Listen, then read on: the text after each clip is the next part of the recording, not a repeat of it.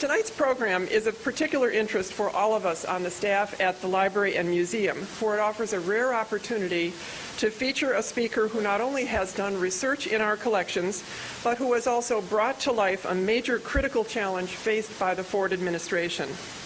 The spring of 1975 was a traumatic time for our nation as Americans watched the end of our involvement in the war in Southeast Asia unfold on our television screens. Few will ever forget the images of helicopters and cargo planes airlifting Americans and Vietnamese refugees out of Saigon. There were scenes of panic and chaos as desperate Vietnamese tried to storm the U.S. Embassy, and U.S. Marines sought to hold back the crowds. Here at the Ford Library, we have the cables that went back and forth from Washington to Saigon as President Ford and Henry Kissinger and other advisors monitored the situation and pushed forward with the evacuation. And as some of you know, and our speaker will discuss tonight, we also have the iconic staircase from the top of the U.S. Embassy, which was a key part in that final evacuation.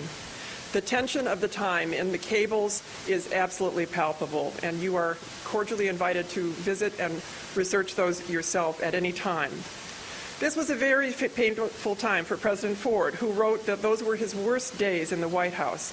He felt that the United States could not abandon those South Vietnamese who helped Americans during the long years of conflict, nor could he abandon the Americans still in Vietnam. And he felt strongly about the children who were of mixed Vietnamese and American blood, that they could not be left behind. They were the innocents who would probably suffer the most. Ford lobbied Congress for additional funds to support the fledgling South Vietnamese Army, but Congress flatly denied the requests. There would be no more funds for a very unpopular war. Ford took it upon himself to muster as much military support to evacuate everyone that could be helped in the days and hours before Saigon fell to the North Vietnamese.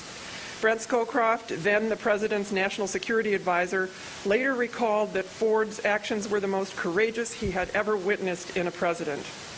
Later, Ford called on many favors to place the Vietnamese refugees all over the country, and it is no coincidence that Ford's hometown of Grand Rapids is home to a large Vietnamese community. Our speaker tonight has taken on this period of our nation's history and brings it to life in a most riveting manner. Tom Clavin is the author or co-author of 11 books, with the 12th and 13th books coming out in the next 2 years. He was last here in 2007 to talk about his New York Times bestseller, Halsey's Typhoon, and we are still talking about that book. We are very pleased to have him with us tonight to talk about his newest book, Last Men Out. Tom's passion for writing and research is apparent in the amazing scope and profusion of his publications. Hundreds of articles have appeared in regional and national magazines ranging from Cosmopolitan, Family Circle, Gulf Journal, Good Housekeeping to Parade and the Reader's Digest. He's been an editor-in-chief of a weekly newspaper chain and a contributing reporter and op-ed writer for the New York Times. He's currently associate editor of 2 national publications that are published monthly and writes a bi-weekly Internet Gulf column and a weekly op-ed column. He's been honored with numerous national and regional awards. Tonight, he brings us highlights of his newest book, which focuses on the final 24 hours of the Vietnam War, telling the remarkable stories of the 11 young Marines who were the last men to leave the U.S. Embassy in Saigon. The book is based on a wealth of declassified documents and in-depth first-hand accounts. Tom and his co-author, Bob Drury, gained access to the actual transmissions between helicopter pilots, their officers, officials in Saigon, and the White House, as recorded by the National Security Agency. They also had the full cooperation of the 8 surviving men of those last 11 Marines, enabling the riveting story to be told by those who lived it. As with Halsey's Typhoon, I can personally attest that Live Men Out is a true story that reads like a thriller. It immediately engages the reader and never lets go. Please join me in welcoming journalist and author Tom Clavin.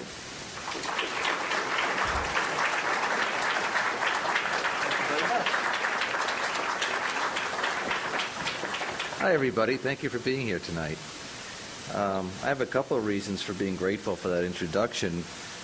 One, because it was such a gracious introduction. I appreciate that, always having nice things said about you.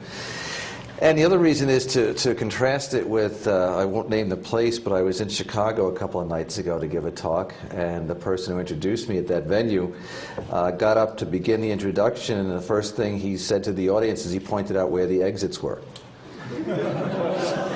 So I was less than reassured. This introduction gives me a lot more confidence. But just in case, there's an exit right there, one right there. So please take advantage of them if the impulse strikes. Also, before I get into the main part of the talk, I do want to emphasize that this book, Last Men Out, I really don't think would exist if it were not for the Ford Museum in Grand Rapids. And then after that, this library right here. In the case of the Ford Museum, I was there in January of 2007 to give a talk about the book Halsey's Typhoon. And before my talk, I was given a tour of the museum. And if you haven't seen it, you should. Many of you probably have, but it's a wonderful place. And I was told that there are, seeing the different artifacts and documents and things that are on display there or available at the museum, that there really is a lot that the public does not know about what happened in the last 24 hours in the fall of Saigon. There's so much that's never been told that we don't know about, and you might want to think about doing a book on it. And I sort of filed that away at the time, and my co-author Bob Drury and I were already committed to doing another book. But when we were finished with that, we revisited this idea, and our publisher was very, very interested in doing it. And then I was back here at the library in October 2009, and as usual, the staff was very friendly and helpful to find information that is available to anybody who wants it here at the library, but is unknown to much of the American public. And one of the things that came out of it to us, and we hope by extension to the people who read the book, is what a courageous decision it was on the part of President Ford to order the evacuation of Saigon. And this isn't an academic exercise, I'm not going to go into great detail about it, but the president, it was not Gerald Ford's war, Vietnam. You could say that maybe it began with advisors that were sent in during Eisenhower and the Kennedy administrations, and of course, during President Johnson's administration, we had the Gulf of Tonkin resolution and the escalation of the war to unprecedented proportions. And then Richard Nixon was president when the war was still going on, and he engineered the Paris Peace Accords with Secretary of State Kissinger. And by the time that Ford became president, he could have easily just washed his hands of the whole thing and said, let the chips fall where they may. There is no upside to me making crucial decisions here. There's no upside to me putting American military personnel at risk. But with the prospect of Saigon falling, and in addition to whatever American military and civilian personnel were there, but the thousands upon thousands of Vietnamese civilians who feared for their lives. They had served for years as drivers, as secretaries, as interpreters, in many ways colleagues and co-workers with the Americans, that you couldn't really know what might happen to them. And so President Ford made that decision that we cannot abandon them. And we have to have this, what turned out to be the largest, and still is the largest helicopter evacuation operation in history. And that came under President Ford's watch. And I don't think it's I don't think it's a bold statement to say that there are many, many people alive today, American and Vietnamese, because of what President Ford did and his resolve that something had to be done, not only in the evacuation, but in the weeks and months afterwards. So I want to read something that actually appears towards the end of the book, and I don't do readings. You'll be glad to know that you're not going to spend the next half hour or so with me just reading from the book. But there's two small things I want to read. One is going to be right now, and it actually takes place towards the end of the book, and I'll set the stage very briefly. There were, at the end of the evacuation, on the morning of April 30th, 1975, the sun had come up, and there were 11 Marines left on the roof of the American Embassy. Major James Keene is their commanding officer. You have Sergeant Juan Valdez, second in command, and you have 9 corporals and sergeants there. And they are faced with a very desperate situation in that surrounding the embassy are thousands of South Vietnamese civilians, in some cases soldiers, some of whom are very frightened about what's going to happen, some of whom are very angry that they have been seeing for hours helicopters come back and forth evacuating people, and none of these people are on them. You have 150,000 North Vietnamese troops who are entering the city. With the Marines on top of the embassy roof can see and hear the tanks crossing the bridges. You have people who have broken into the embassy building, and what these Marines did is that as they were going up each flight of stairs, the 6 flights to get to the embassy roof, they set up barricades, and then they got to the roof and there's no place else left to go. And the Vietnamese people, some of the Vietnamese people who are very angry and upset, they have one by one broken through those barricades and gotten up to 6 flights, and now they're outside the door that leads to the embassy roof. And they're pounding on the door. That looks like very, very soon they're going to get through, and there's people going to come. They're going to come through, and the 11 Marines are armed, of course, but there's 11 against thousands, and so I'll read you this one scene because they have sort of a choice to make, and their choice is that at some point, and there's no helicopters in the sky. Nobody, as far as they're concerned, nobody's coming back for them. They're completely on their own. At some point, that door is going to come down. And when these people start streaming through the door, their choice is going to be, do we surrender? Do we throw down our guns, surrender, and maybe we'll be roughed up a little bit or taken hostage and eventually maybe exchanged? Or do we lock and load and take as many of them with us as we can? So this is a scene where they have to make that decision. They had all heard the horrible stories about North Vietnamese prison camps, the Hanoi Hilton, the tiger cages. Mike Sullivan thought the thoughts running through each man's mind. It wasn't supposed to end like this. Vietnam was supposed to be another Korea, a country divided in the middle, the southern half kept safe by an uneasy truce backed by American might. Better yet, he thought, we go back in and kick some communist ass.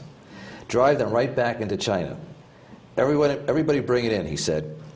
One by one, the Marines gathered about him. Schlager was the first to break the tense silence. You think the fleet's even still out there? Of course it is, Sullivan said. Schlager gave him a look.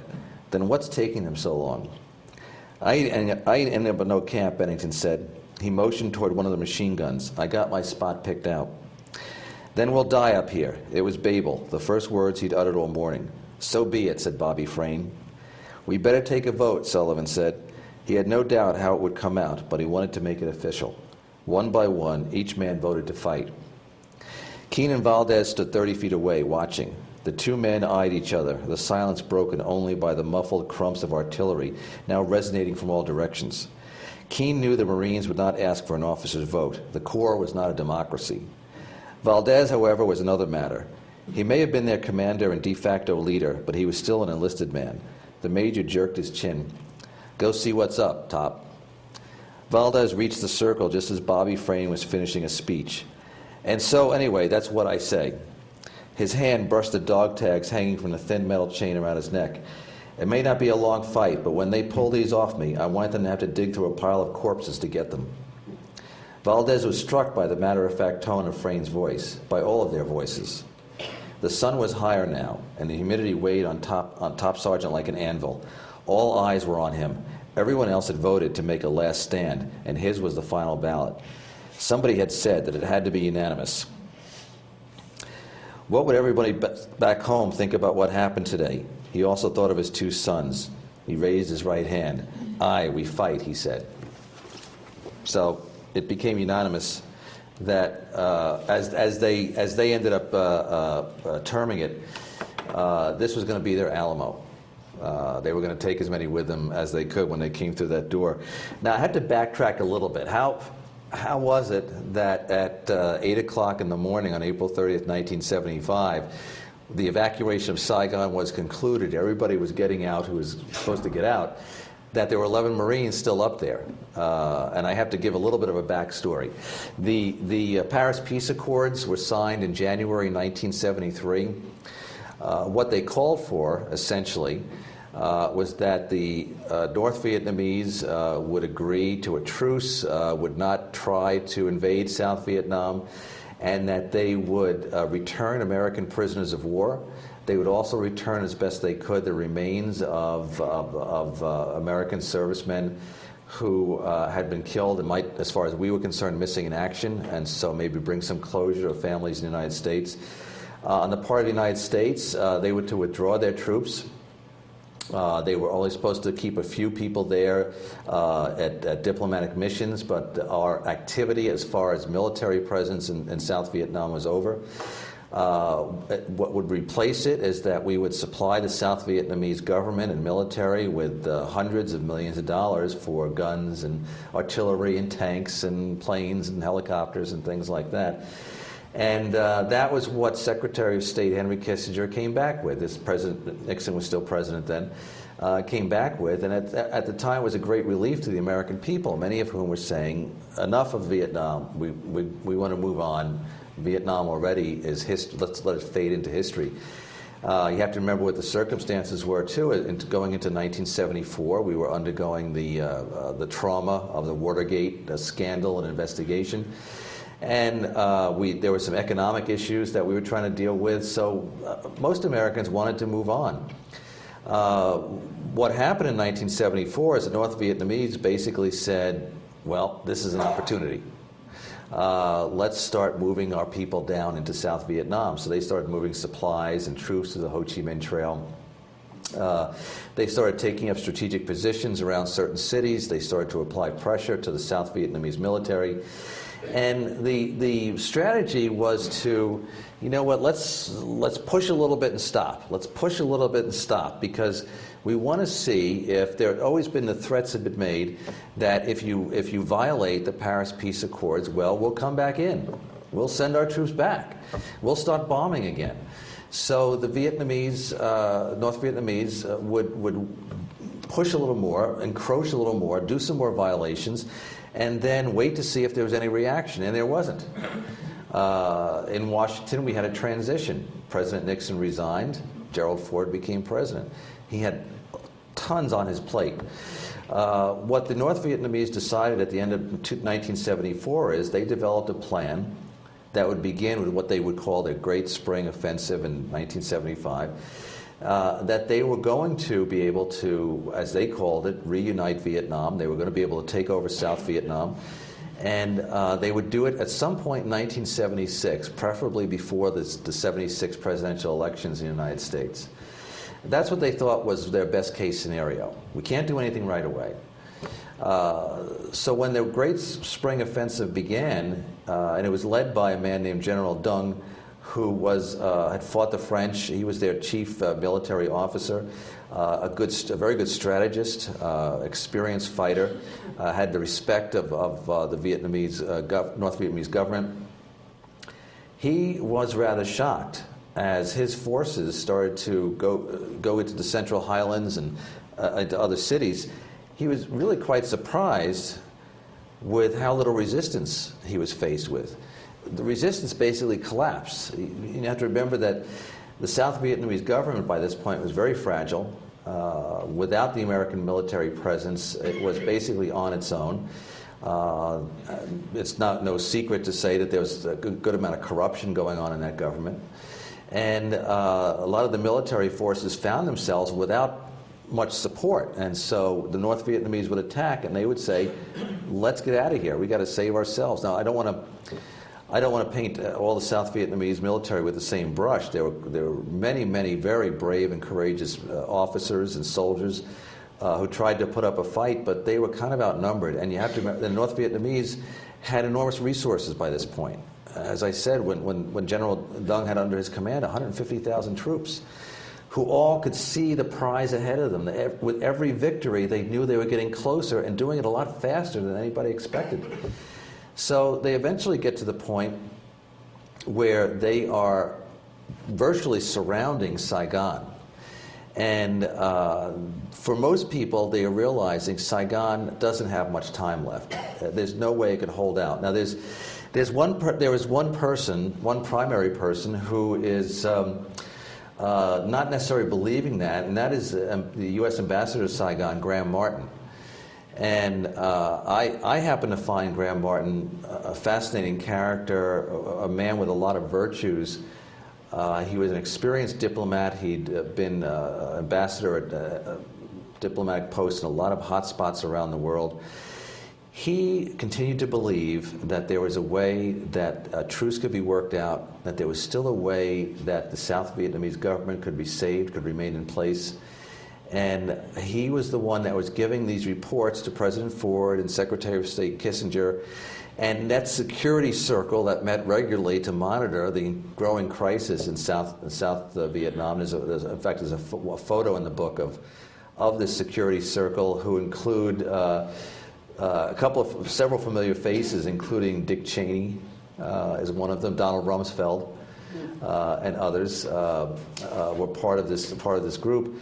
And I want to just read you two paragraphs about Graham Martin that I think sort of describe him, the situation he was in.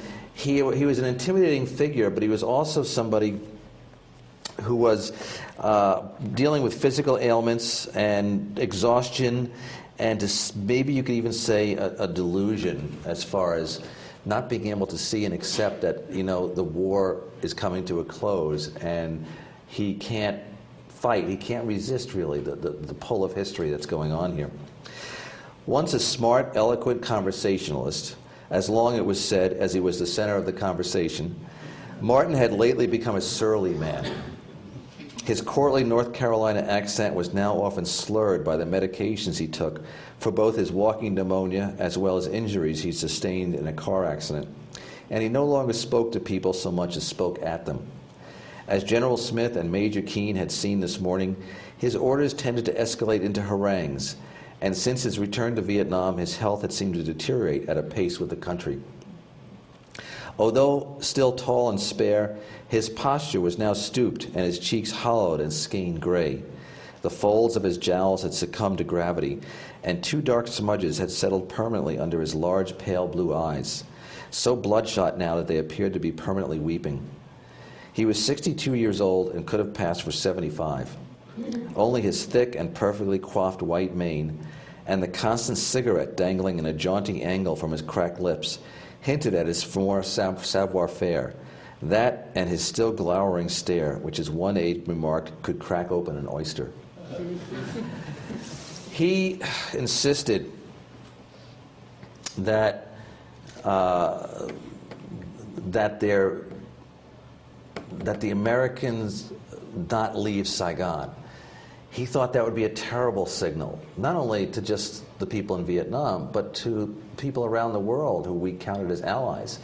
What if we had made promises and we're showing that we're not going to keep them?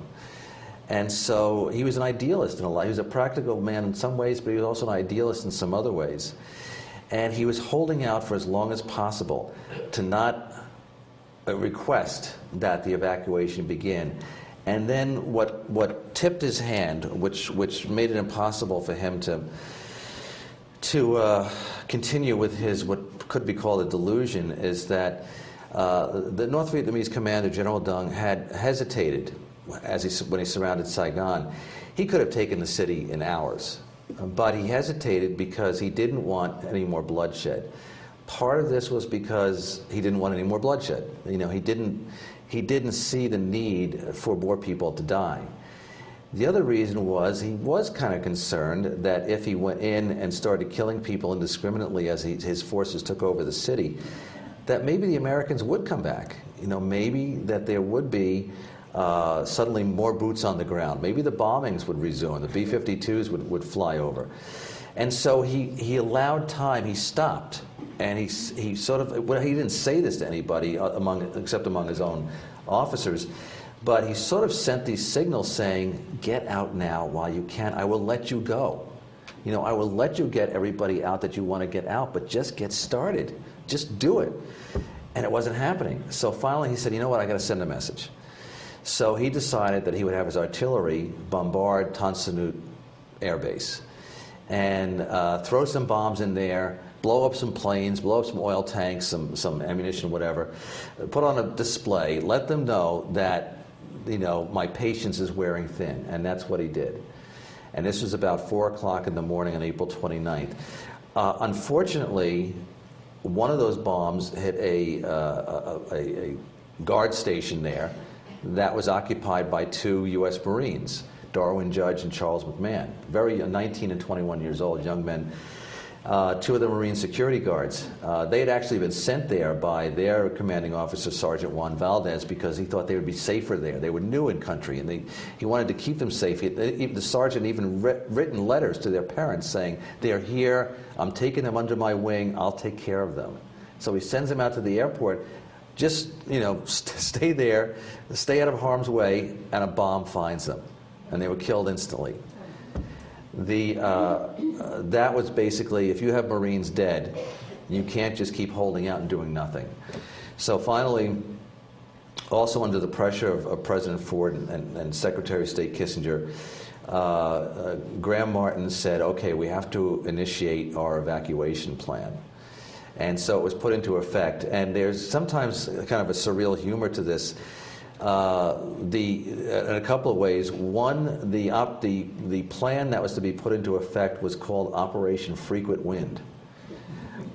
It could have been something, I think, a little more commanding about that title. The other thing was that somebody cooked up the idea that we have to send a signal out through the city so that people are knowing that the operation has been implemented. Journalists, American civilian and military personnel, Vietnamese civilians and officials, so that they know that to go to certain designated areas where buses will pick them up, or get to the DAO, Defense Attaché's office compound at the airport, or especially get to the American Embassy. As Major James Keane says, when there's trouble, people run to the American flag. And they have to know the time has come, put this plan into effect. And they wanted to do it like in a subtle way that's kind of under the radar, so maybe the general population wouldn't know about it. So somebody cooked up the idea that at 11 o'clock that morning, now we're talking about Saigon on April 29th, it's 98 degrees. Somebody had the idea that what blared out of the loudspeakers was Bing Crosby singing "I'm Dreaming of a White Christmas." Yeah, nobody noticed something strange going on, that they're singing about Christmas and it's 98 degrees in April. But that's what happened, and everybody started heading most of the people started heading for the U.S. Embassy. I'm going to put that on hold just for a second because there's another important part of this story. There was a consulate southwest of Saigon called Can Tho. And the head of the consulate there was a man named Francis Terry. Everybody called him Terry McNamara. And he had been told of the plans of what was going to happen and when the evacuation was. And he had a contingent of 5 Marines. He had his own American civilian personnel who worked for the consulate. And he also had a couple of 200-300 South Vietnamese civilians who he had promised, when we have to leave, you will come with us. Because these were people that had worked for them and their families and feared for their lives. And he had been given 4 helicopters, Ford's large helicopters that when the time came, take his people out of there, or as many of them as could fit. And so that's what happened. He gets the word, Operation Frequent Wind is effect, you gotta go. But before this, McNamara was a very bright guy. He had been in other hot spots himself too. He had a real he was kind of a jaunty, confident, cool, and calm and collected customer. And he said, you know what, you always have to have a plan B. Don't what is it, hope for the best but plan for the worst? Well, he lived that philosophy. So he actually got together a couple of old barges, and he had them supplied with some food, some ammunition, and some other things. And he said, just in case. So sure enough, the time comes, Operation Frequent Wind is going into effect. He goes down to where the helicopters are supposed to be, they're gone. It turns out that during the night, the CIA had taken them to escape themselves.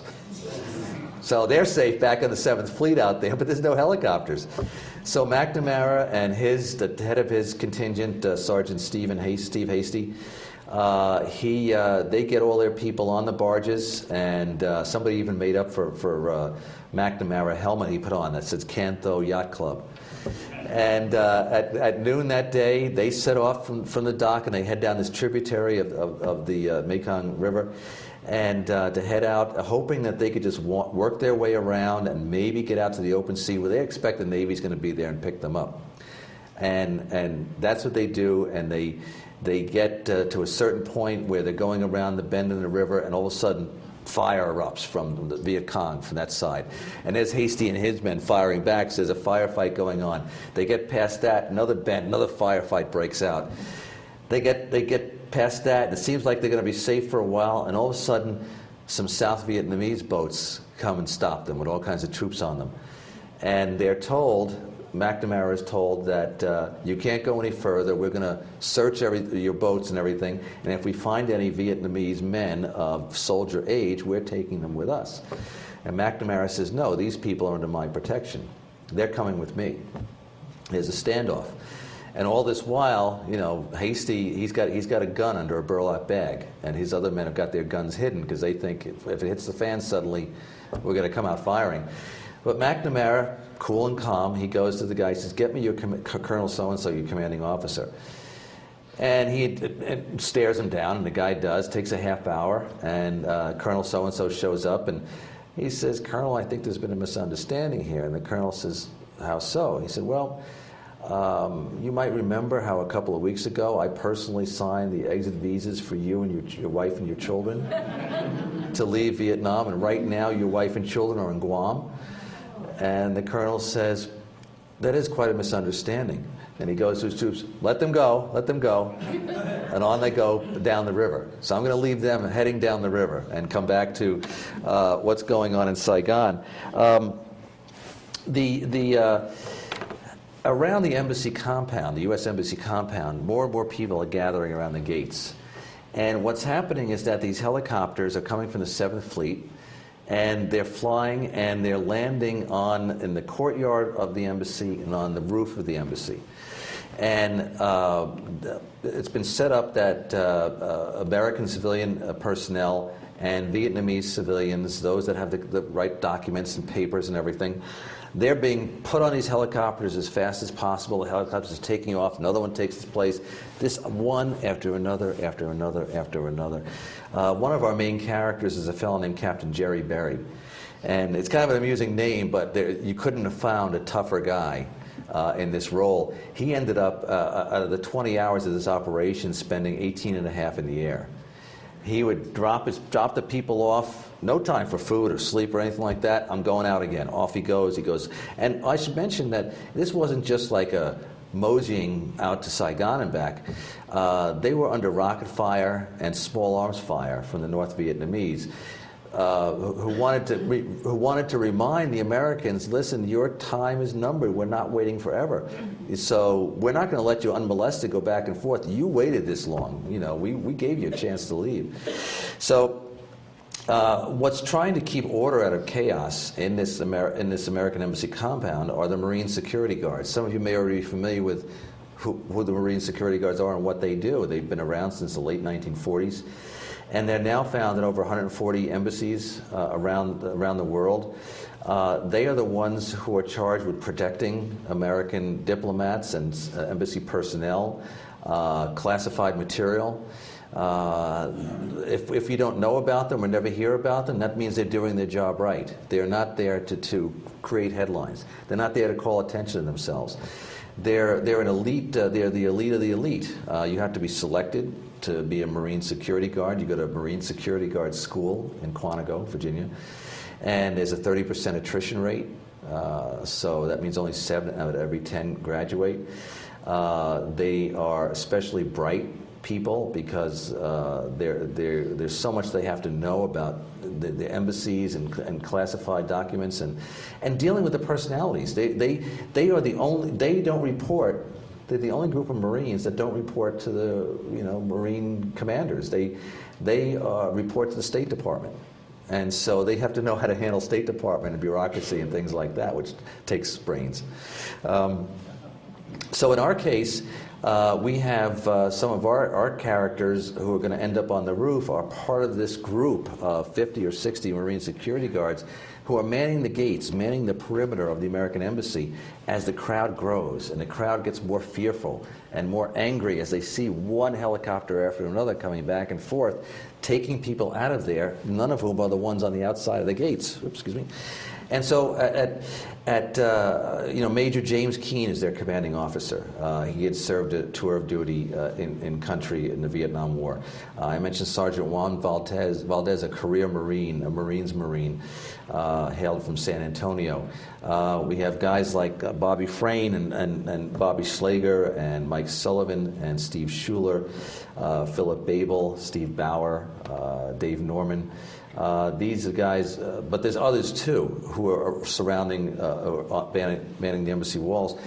And at one point, what they're doing is there are people showing up that are showing the correct papers, but how do you get them into the embassy grounds? You can't just open a door and say, "After you," because after you means after thousands.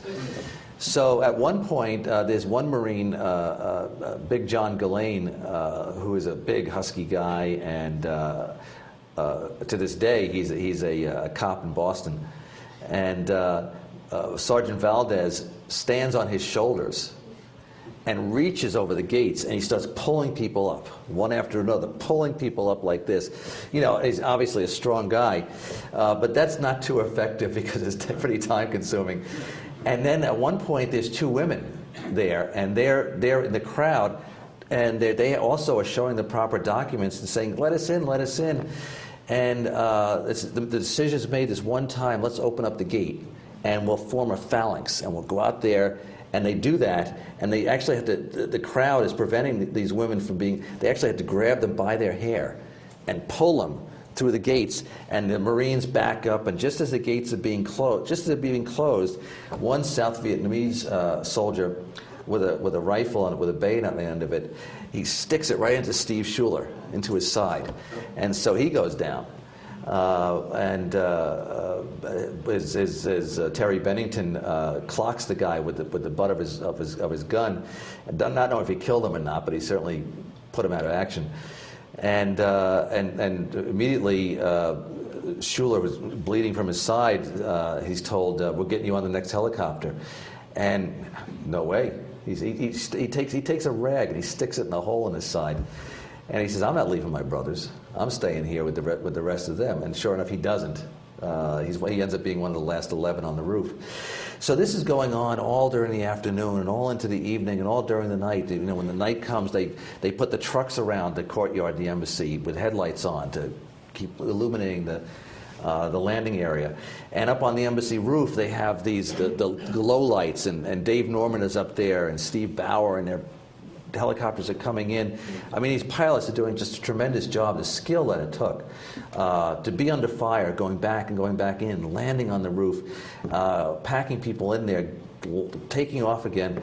And there comes a point where out on the fleet, an admiral makes a decision, and this is about 11 o'clock or so that night. He says, "You know, we've got to cut the operations short. We've got to stop the operation. It's too dangerous. It's pitch dark. The pilots have to be exhausted.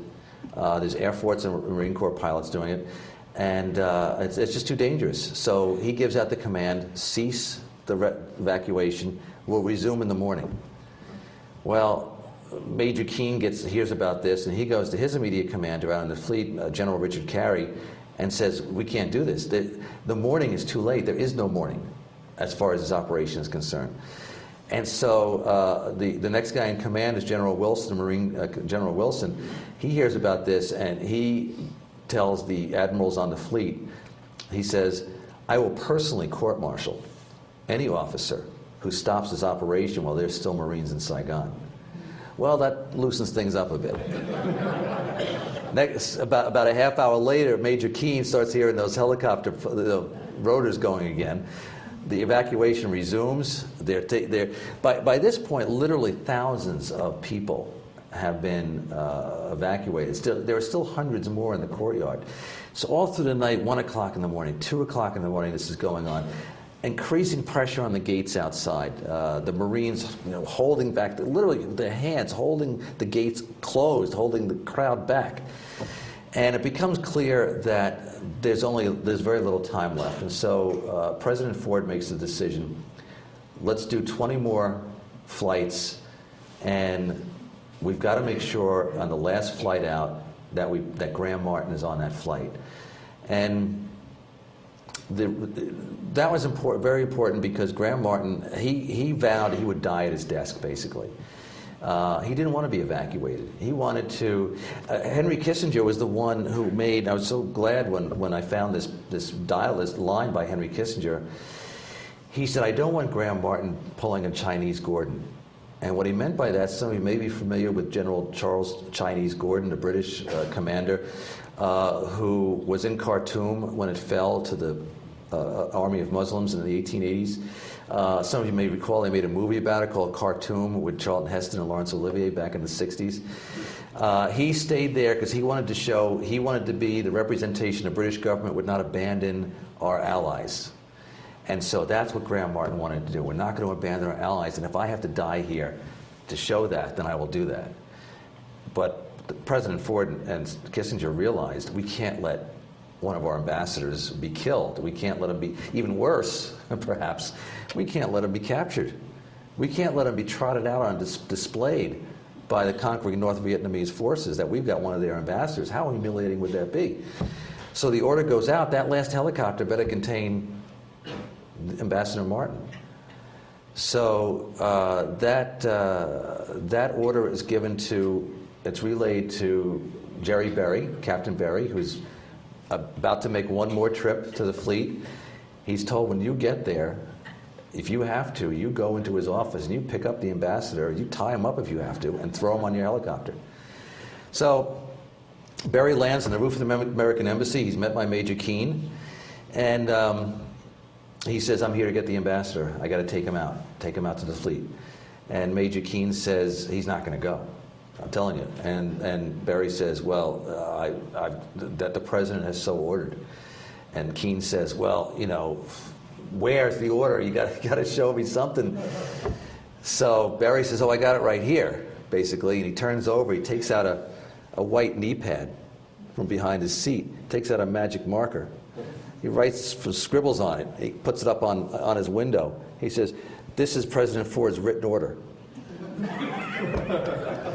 And Keane sort of winks at him and says, "Good enough for me."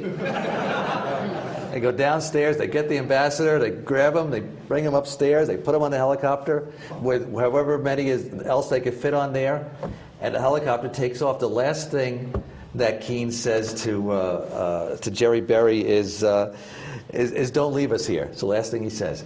So Berry takes off. He has to go through the fire and everything.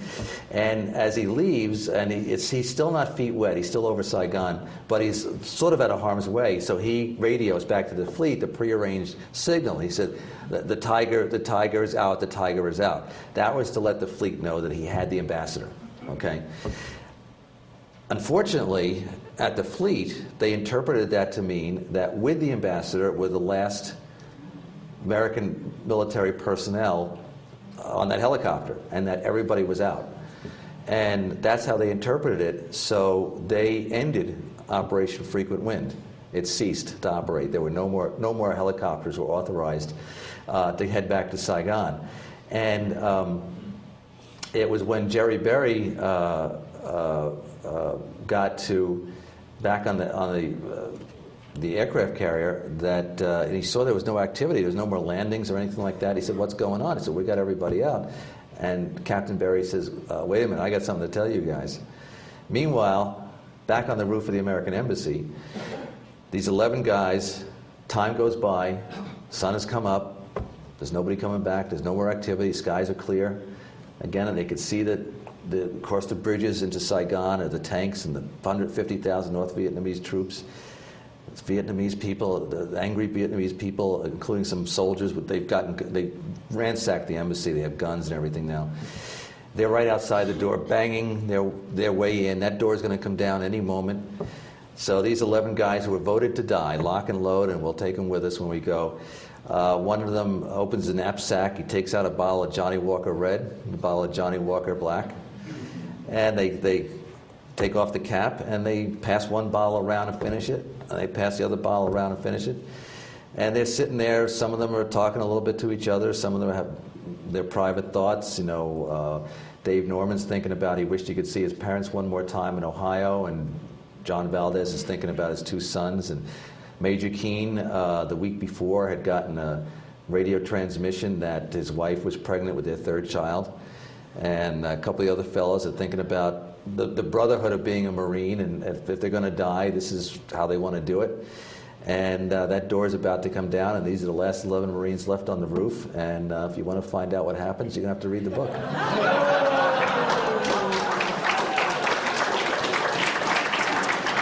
So, any questions?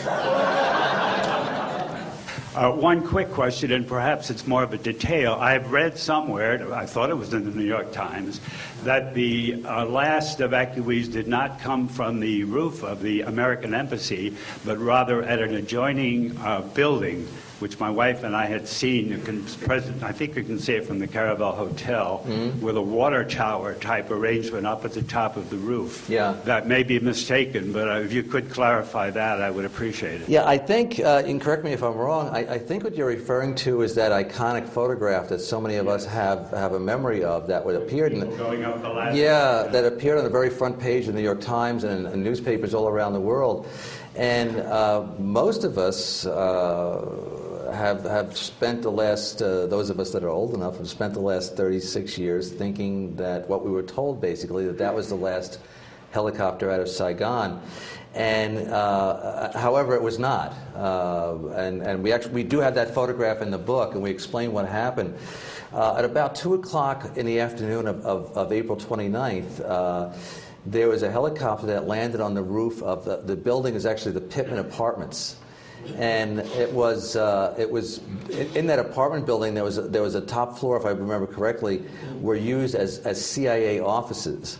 And there's a man named O.B. Harnage, who was a CIA operator, who knew that there were Vietnamese civilians who they had promised they were going to not leave behind when the time came. So he actually commandeered a helicopter and flew and landed on the Pittman apartment buildings, and was herding people onto the helicopter to save their lives. So one for the CIA, but it was kind of a rogue operation. He was doing it all on his own. And this photographer, Hubert Van Es, Dutch photographer, was told, "Hey, look at that," because it is a pretty remarkable sight. You know, if you remember that, the little tiny top of that building.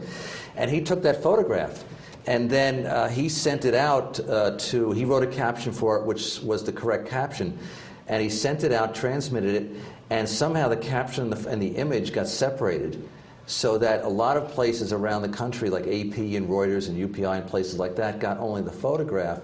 And they're hearing on their radios and teletypes and stuff that Saigon is falling. They made the assumption that that was the last helicopter out of Saigon that had landed on the roof of the American Embassy. And it was actually these 11 Marines, you know, that I'm talking about on the roof of the American Embassy. That was 15 hours after that photograph was taken. So it's kind of a little bit of interesting history that what we've come to think was the last helicopter actually wasn't. So I wasn't necessarily going to bring it up because, you know, people can find out for themselves. But thanks for bringing it up. And I did not plant you in the audience, right? We don't know each other. I'm going to get a free book out of that. Thanks again for a very fine presentation, and also for clarifying that for us. Thank you very much. Next, anybody else have a question? Please bring them on. My name's Dale Throneberry with Veterans Radio. Oh, hello, Dale. How you doing? I'm great. I did get a free book. Hey, keep it to yourself, will you? Well, for those of you that don't know, Dale Throneberry is the host every Saturday morning of Veterans Radio. Yep, here locally. Great program, and it's a broadcast from here in Ann Arbor. Yeah. Right, it's WDEO, and we have Tom and his other partner, Bob. We did an interview with them on the 30th of April, I believe it was. Yes, it was. And so if This is a paid political announcement. If you want to listen to the interview, you can go to Veterans Radio and listen to our archives. It's in there. Yeah. But what I wanted to talk about was the confusion that seemed to reign supreme there. I was in Vietnam in 1969 as a helicopter pilot, and I'd landed on the embassy, which is the landing pad is much smaller than this room, and I was amazed at how these large helicopters were able to get in and out. Yeah. And, all of us think of the iconic pictures of the aircraft being pushed off of aircraft carriers and so on during the war. Those were not American helicopters. Those were South Vietnamese helicopters that were being piloted out there by the South Vietnamese pilots to get out. And they were landing on anything that had a flat surface. Right, right. Yeah, exactly. What was happening is that you had some South Vietnamese officers and officials who had access to helicopters, and they would just take them and fly themselves out to the fleet and land on the aircraft carriers, and without permission, without clearing anything with anybody, just to save themselves and perhaps their families or others with them. And what the Navy personnel had to do was literally push these things off the side into the ocean to make room for the American military helicopters who were coming back with evacuees. And there are some great pictures in the book. Yeah.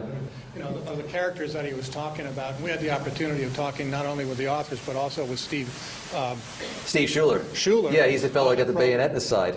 And he's a hoot.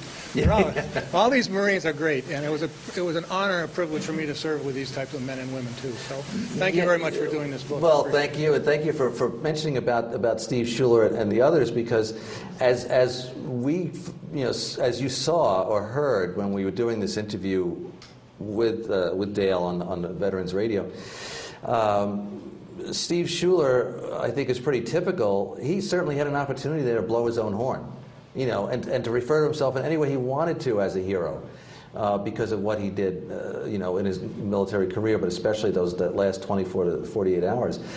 But even when asked about taking that bayonet, it was like, yep, yeah, that hurt, but I wasn't going to leave the other guys, and that was the biggest pat on the back he gave himself. And I definitely have to mention that I found and read those cables here at the library,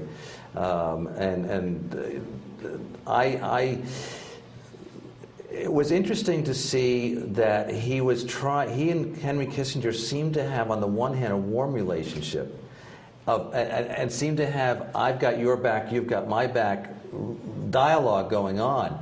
But you could also see that each one was trying to maneuver the other. Graham Martin was not being completely truthful with President Ford and with Secretary of State Kissinger. He seemed to be minimizing how dangerous the situation was getting and how fast it was deteriorating. On the other hand, Secretary of State Kissinger could realize that this thing was going south very quickly, and it could be a total disaster, and there's got to be a fall guy, and Martin, you're going to be it, and so I thought the cables were fascinating. I would have loved to. The book is not a long book. I think it's about 304 pages. Certainly, if we had included more of the behind-the-scenes story of what was going on in the White House, and a lot of the dialogue back and forth, it would have been a longer book. We just felt it would have gotten off the focus, which we really wanted to be on the Marines. But it's a fascinating part of that whole story, that what was going on between Graham Martin and Washington was like this diplomatic dance. And each one was, in a way, looking at each other as, well, when it hits the fan, if somebody's going to take the blame, it's going to be you. No, it's going to be you. No, it's going to be you. And they went back and forth. On the other hand, I do think that Secretary of State Kissinger, he might have made an error doing this, that he tried to stick by Martin as long as he could, because he was not in Saigon at the time Martin was. So it wasn't like he was omniscient and say, well, he's telling me this and I know he's wrong. How could he know he's wrong? Martin worked for him, and he had to in a lot of ways trust his judgment and his what he was reporting from the scene. Yes. Yes, sir. There were rumors that there were some Americans still left in Saigon after the helicopters took off, some of them being married to civilians. Mm-hmm. Were any of those true? Was that part of your book, or was that anything to your knowledge? What he's asking is that after the helicopter operation was over, there were still Americans left in Saigon, maybe those who had been married to civilians. And it's not part of the book. Along the way, we talked to some people who said that, I mean, the top priority is that if you were an American civilian or military, you were married to a Vietnamese person, in almost all cases it was a Vietnamese woman, to try and get her out, in some cases get her and her family out.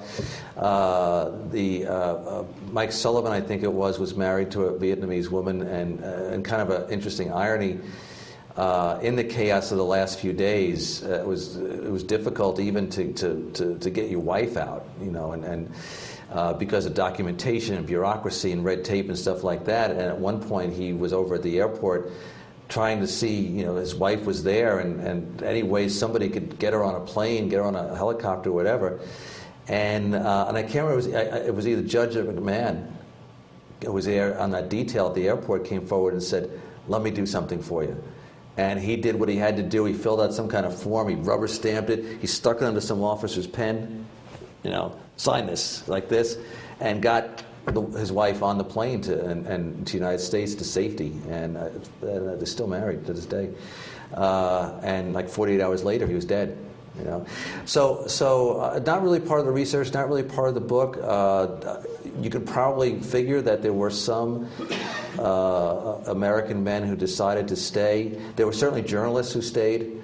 But for the most part, they all got out and tried to bring their spouses, and if they had children, tried to bring them with them and bring them back to the States. Because really, you know, we now know that there was no genocide, there was no murderous onslaught when the North Vietnamese did come into Saigon.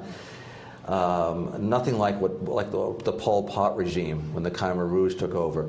But they couldn't know that then. You know, what they had been told for years was that if they take over South Vietnam, you'll all be dead, you know, or you'll all be in prison.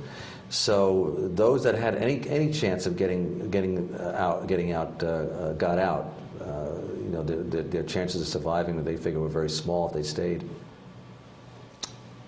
Another question, yes, sir. You mentioned an example of the of the CIA. In effect, foiling the commitments that an officer had made to his own people and to some of the Vietnamese. You also mentioned that in another case, the CIA had control of helicopters. Mm-hmm. Were there other examples of this sort, of the chain of command breaking down, or of conflict in interlocking chains of command, especially with respect to the CIA interfering with the military? We deal with that to a limited extent in the book, because again we wanted the focus to be on the Marines, but within the American Embassy in Saigon there was a lot of discussion. I mean, nobody actually could challenge Graham Martin's authority. He was the head person, he was the ambassador, he headed the U.S. Embassy. But the CIA, many of the CIA knew what was going on. They could see it. It was pretty obvious. They didn't need the most brilliant intelligence to tell them that Saigon was lost. You know, it was beyond saving. There was nothing to stop North Vietnamese invading forces, and with it, basically, the tide of history. You know, one of the CIA operatives there until the very end was a man named Frank Snepp. And so that name may ring a bell for some of you because he came out with a book called Indecent Interval in the 1970s, only like a year or two after Saigon fell. And one of the reasons why that book was controversial is because he does discuss the turmoil and the conflicting opinions that were going on inside the American Embassy towards the end. So while nobody could overrule anything that Graham Martin ordered, certainly the CIA could see which way the wind was blowing, and they realized that they had to get out, they had to get their families out, and they were not necessarily part of Operation Frequent Wind, but in some cases, like with this guy O.B. Harnage, he took matters into his own hands. He knew he had an opportunity, even if it was just one helicopter he commandeered, that he could save some lives, and he did. So in a lot of ways, individual CIA agents did a lot of brave things those last 24 to 48 hours. Yes, sir? I'm wondering what future books you're currently working on. Well, quite a different departure. I am working on a biography of the baseball player and manager Gil Hodges, which is a very different story. But Bob Drury and I are working on our fourth book together. The first one, Halsey's Typhoon, the second one being The Last Stand of Fox Company, which is the story of a Marine Corps company in Korea in November 1950. Again, a story most people don't know, but it's sort of like the story of 300 Spartans, but with American Marines playing that role. And this book, and we're actually working on a book on a Sioux war chief called Red Cloud, who in the 1860s controlled, under his command basically, a total of 1/5 of the continental United States. And he was the first, last and only Native American war chief to win a war with the U.S. government. That the U.S. government actually sued him for peace. And it's kind of an untold story, what a remarkable person he was. He was born in 1822. He died in 1909. His life spans so much of the American West and what happened to it. And that's what we're working on right now. Thank you. Suggestion. Yes? WikiLeaks? WikiLeaks. No. Believe me, as we sit here, there's probably 15 to 20 or more writers with contracts in their hands doing books on WikiLeaks right now. And plus, you probably have to be smarter than I am to understand all that stuff. My other suggestion is on Guantanamo Bay. Yes, yeah. Don't call it Last Man Out, though. No, because we don't know if there's going to be a last man out there. Right. 10 years from now, we're still going to be waiting for him. Maybe you could call it Hurricane. Yeah, okay, thank you. Yes, ma'am. Thank you, Congressman, for a very interesting talk and all Thanks the for being research here. that goes into it. I was wondering, do you have any details about how many helicopters there were and how many passengers each helicopter could take? Well, Average? there were a couple of different helicopters. There was, I want to just make sure I have it correct for you, and I have it right here. There was a CH-53 Sea Stallion. Bless you. And there was a CH-46 Sea Knight. Those were the two different kinds of helicopters. And the larger one, what they did is the people who were waiting in the courtyard of the American Embassy, they would divide them up into what they called sticks, which would be like maybe 50 people each. And each time a helicopter landed, because they figured that was the average amount of people they could fit in each one, and they would. It varied. You know, if you had more children in that particular load, you could fit more people because they were smaller. And they pushed them into the helicopter. And I just want to see if I can get it exactly right for you because I have it right here. Given the crowded skies above Saigon, General Deng's intelligence officers proved remarkably accurate in their assessment of what many were already referring to as the American Dunkirk. U.S. Marine helicopter pilots flew 682 sorties into Saigon during Operation Frequent Wind.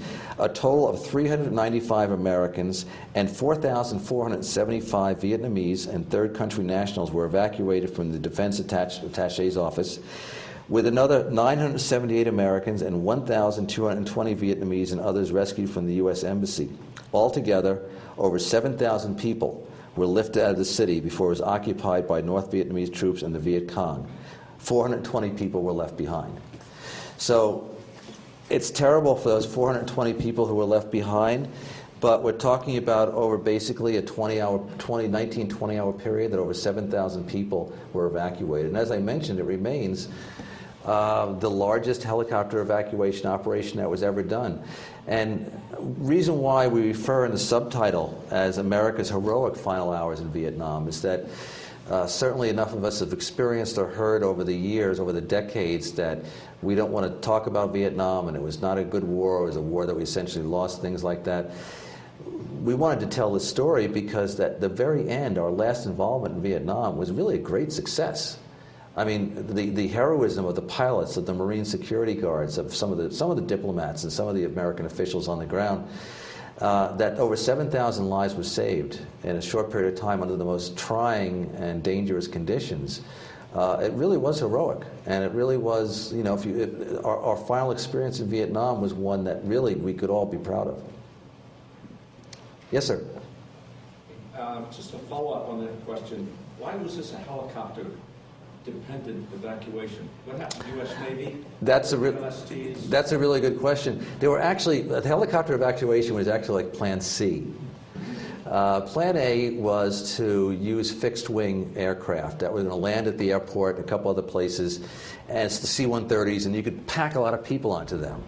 And in addition to that, or in place of that, in case there was a problem, in addition to that, the Navy was going to send ships and boats up and we were supposed to put people on these boats and bring them out to the 7th Fleet, where they would eventually be taken to Guam and other places like that. What happened was when the airport was bombed, the runways basically became useless. There were, craters there and everything. You could not land. Martin himself went out to the airport to investigate, and even he was convinced, we can't use the airport anymore. We can't land planes there. And because the situation deteriorated so quickly, there was no time for the Navy. That's a pretty laborious operation to send the boats in, get people collected there, load them onto boats, go back out again, plus whatever kind of fire, artillery, and otherwise those boats would have been subjected to. So what happened was, because we or Ambassador Martin, whoever, waited so long to initiate the evacuation, the only choice left were these helicopters that could fly very fast, come in, bang, pick up people, and leave. And as long as you could, keep them in the sky, have them keep going back and forth, which is what they did. So Plan C was the least desirable of the options, but it became the only one still available. Yes, sir. Earlier in your speech, Tom, you mentioned that one of the commanders, I believe it was, had 300 or 400 people on barges going down the river. Yes. And you left them there. I'm glad you were listening. Well, what happened was they kept making their way down the river. Darkness fell. They got to the open sea, and there was no Navy. And so they were there bobbing. And these barges, we're talking about barges that were not, were in bad shape, and overloaded barges. So they were worried these things at one point were just going to fall apart. And finally, a ship comes along. It was actually a commercial freighter comes along that was looking for stragglers. And there were a few Marines on board, and they see these barges loom there in the darkness. And they're worried about pirates, so they get a little closer, and the Marines on the freighter suddenly go over with their guns, thinking they're going to blow these pirates away.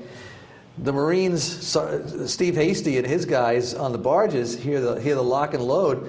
They go up like this, and fortunately, one guy shouted to another, Joe DiMaggio or something like that, and Marines, and eventually McNamara brought everybody home safe, and I'm glad to report he's alive and well, lives in the Washington D.C. area, and he came out with a book some years ago.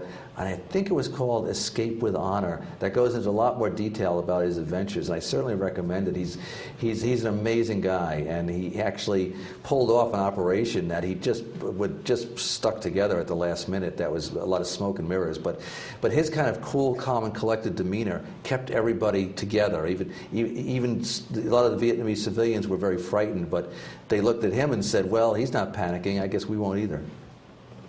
Yes, sir. Hi, I just finished taking a course on the history of America's involvement in Vietnam, and a lot of the end of the course focused on like the shame and embarrassment of kind of sneaking out in the night and leaving the South Vietnamese officials and people who worked closely with the Americans high and dry. So I appreciate you having a different perspective, if I'm reading you correctly, and in the sense that every effort was made to save as many people as possible is kind of what I'm getting, and correct me if I'm wrong. No, I'm glad you brought that point up, because that was a motivation for doing the book, that there's something to be said about did we fulfill our commitments, but what seems to have been completely overlooked is that there were quite a few people who put their own lives in danger to fulfill those commitments as best they could, and they had to sort of improvise on the ground. These Marines, you know, when things were threatening to descend into chaos, they had to improvise and they had to do the best they could, and that story should be told too. That should be part of the history class. Right. Well, I appreciate your perspective, and that kind of leads me to my question. So the last 11 that were left on the roof had made the decision to essentially fight it out with the people who hours previously they were making an effort to save and doing everything they could to save these people. Now, because of the chaos and the way things ended up, they're essentially locked and loaded, ready to fight it out with these people. You know, in your dealings with them, how do they kind of come to terms with that, and how do they feel about seeing the people that they weren't able to help kind of on the way out the door?